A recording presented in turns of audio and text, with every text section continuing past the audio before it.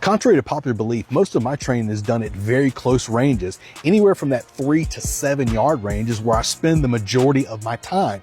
But most people say, why would you do that? You really can't miss at that range. That's the point.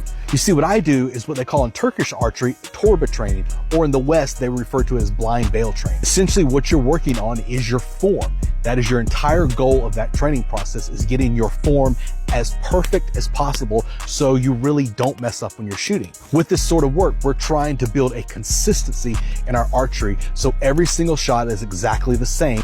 In doing so, this creates a consistency in our draw. So when we're shooting at 5 yards versus say 40 or 50 yards, everything is exactly the same except our point of aim where we hold our arrow.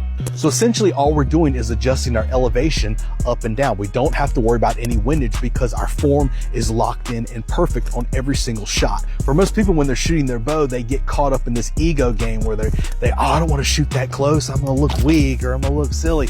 That's not what's important. The important is you're getting the correct reps every single time you draw your bow. And in order to do that effectively, you need to employ torba training or blind bale training into your traditional archery training program immediately if you want to make strides and hit those shots super accurate at longer ranges and get good, effective shots when you're hunting.